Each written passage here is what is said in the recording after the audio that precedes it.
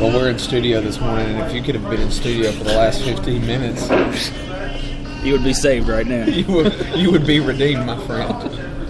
Either that, or you'd be in the bathroom yakking the stories, the life. Man, I don't even know what to say at this point, because the life that people have lived and the stuff that people have seen and the fingers that have been chopped off. We'll just leave it at that. So we are gathered here in the mighty city of Owensboro, Kentucky. That's right. If you've never been here, it is mighty. It is enormous. It is the metropolitan. I'm surprised the White House is not in Owensboro, Kentucky. Yeah, this is the Mecca right here. This is the capital of the United States. This is where everything goes on. It's in the hub of the world, Owensboro, Kentucky. And not only that, we are privileged to have Coffee Talk in Owensboro, Kentucky. So, welcome one, welcome all. Jesus is on the main line. Well, we touched a lot on Matthew 23 last week, but we can retouch on it, and we'll retouch on Matthew 24 as well. And a lot of interesting things go on in these two chapters. But a lot of challenging stuff and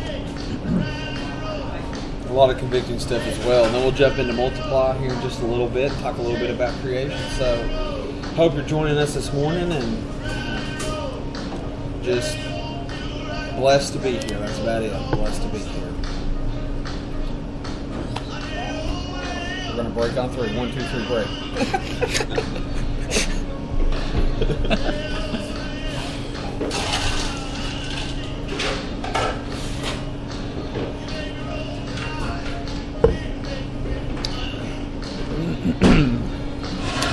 So we got some prophecy. I don't really even know if you would call this prophecy.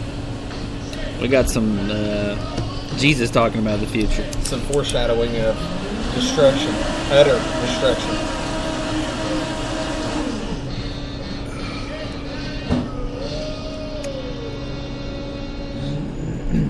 I know, really 3 through 14 is,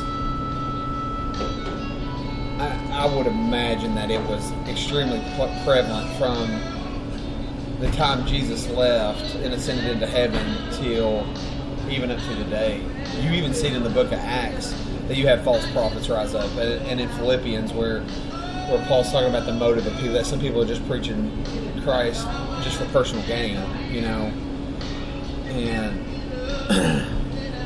how in verse 5 it says, many are going to come in my name saying I am the Christ, and they will lead many astray. And then you flip over to verse 11, many false prophets will arise and lead many astray. And I've seen verse 12, I mean, just, I don't know if you would call it practically applied, but I would just say verse 12 has come true, very much so. And you see it in the church a lot, is that the love of many will grow cold. And, you know, people start out loving you and then they hate you.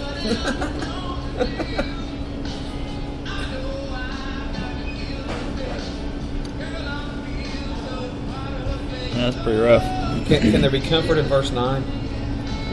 I don't know if that's comfort or just preparing yourself, you know. You'll be hated by all nations for my name's sake. What about you'll be hated by all church members? Maybe not that far, but I don't know.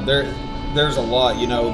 9 and 12 really relate together. Is that, I mean, there are people who are just going to loathe you for who you are in Christ, and whether that be that they're jealous for the joy that is found in your life, or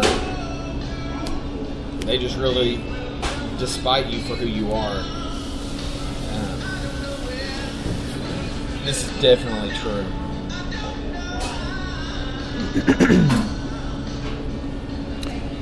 Yeah, you got the, you know, brother against brother and all the family members against one another kind of stuff elsewhere. I mean, yeah, that definitely seems like it does apply to the church. as well as outside, that people are going to hate you. People are going to be delusional all across the board.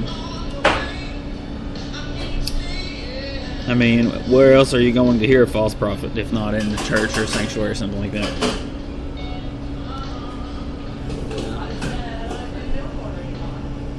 Yeah, I said it the other day. A lot of folks standing behind the pulpit leading people straight to hell because they're not sharing the gospel. Right. Look, they're out there. It is, and the people that preach the Lord's coming back soon, or they'll pinpoint a date, or you have people sitting in churches today that just say, "Well, I just know the Lord's coming back soon. I just know it's going to happen." Yeah, I mean, that very well could be, because he is going to come like a thief in the night. But also verse 14, that this gospel of the kingdom will be proclaimed throughout the whole world as a testimony to all nations, and then the end will come. Maybe we need to quit talking about when the Lord's coming back and get out there and proclaim his name and try to reach as many people as we can. Yeah. Let's go do what he said we should do, and he'll come on back. Let's go and make disciples and quit worrying about when the end's going to come. Right. On the other hand, though, we got plenty of scripture saying, make sure you're ready and make sure you look forward to that day.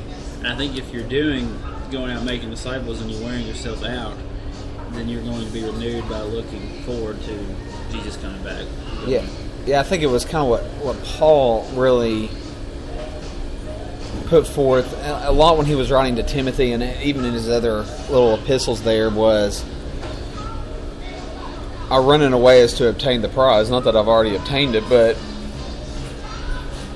that's what I'm doing. I am living my life in such a way that I am pouring myself as a drink offering, unto the Lord, spiritually exhausting myself for his name's sake, so that when I get to that point, I see that point coming, and that to die is gain. To die is to gain everything there is in the world, and that's extremely powerful to have that mindset, to live, okay, I'm living as if every day that I have to walk, to breathe, to see, to move, to do whatever, is to do it for Christ. And then ultimately I am going to obtain the prize. So he had that same mentality, I think, of let's look forward to what we have of Jesus coming back, but not so much so that we just completely miss out on the people that God's put in our lives. A lot of that is like the talents, the people that are constantly saying, "Lord, come soon, come on." It's like a person that has one talent, and that's all they have. They bury it and they don't do anything with it. They don't do anything with what they've been given. But, I mean, I've met plenty of people that are crippled because all they do is sit around and want Jesus to come back instead of going out and doing the work. Mm-hmm. And really, I mean, it's being selfish, but there's truth in doing it, and there's good in doing it, but you gotta be careful, I guess.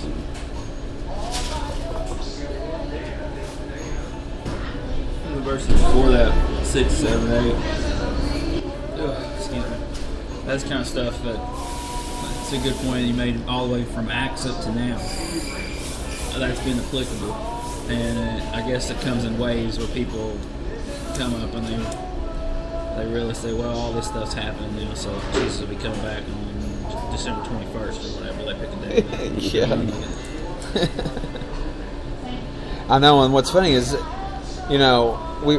war will happen, something will arise, and we're like, oh, that's just another sign fulfilled. Well, back in the 1800s, back in the 1600s, there were wars just as bad as the ones that we have today. Where nations fighting against nation. You have one country and they're fighting against one another. All through the it's Bible, it's conflict in the Old Testament. It's all the time, and verse 8 gives us a clue into this, is that these are but the beginning of the birth pains. This is just the beginning. This is not the end. This is just the start of what's going on. And obviously he was big on the false teaching, false people leading people astray, because that's 5, that's 11, and 24. He talks about all 3 times about being led astray, and that people are going to quickly do it because, obviously he knows the very heart of us, and that a lot of things that we'll do will a lot of times be for selfish gain, and we will lead many astray to obtain that selfish gain.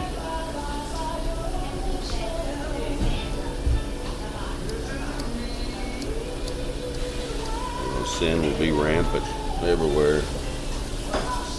That's in 12, verse 12, and you think,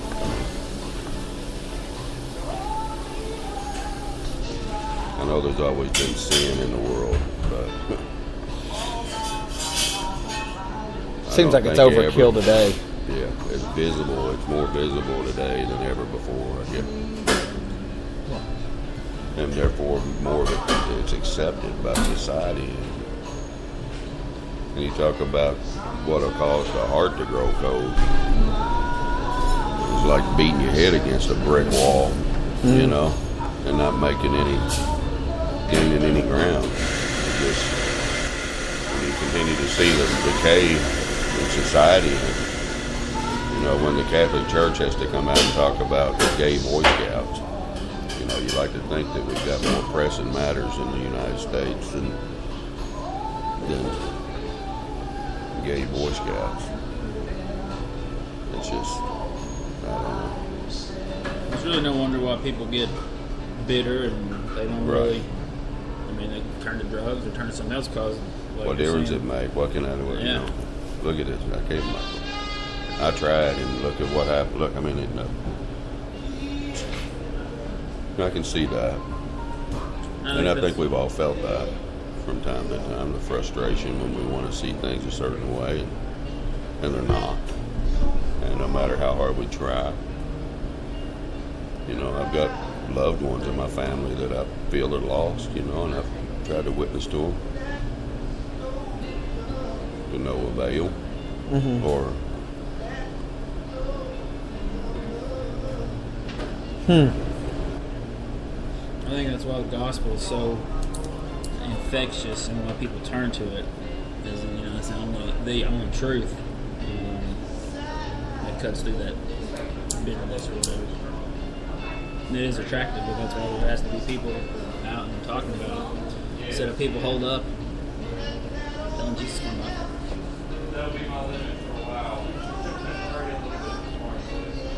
It's important to have an outward focus, not so much an inward focus.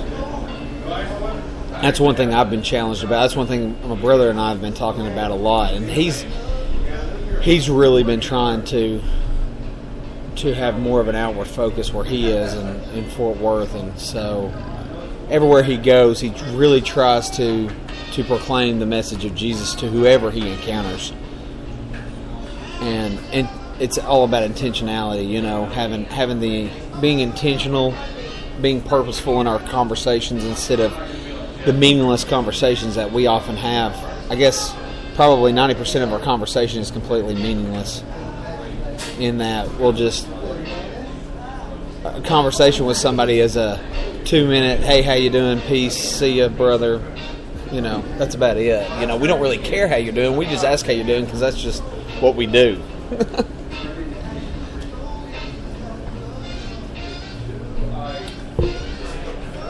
Do you? Yeah.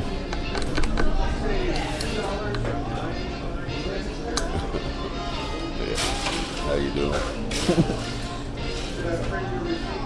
You don't really want to know. No, most people don't really want to know. They really don't care. Yeah. Maybe the next time somebody says, hey, how you doing? You look at them and say, do you really want to know? Are you really asking me because you really want to know? Yeah. And then you kind of freak them out, and then they say, yeah, I kind of do. I'm doing pretty good. Yeah, what you got for me? What you got for me? give me the good stuff first. I want, maybe, I wonder if I have to ask myself that same thing. Do I really want to know how people's days are? Because I don't know what they're going to unload on me. Sometimes you're better off not knowing. Yeah.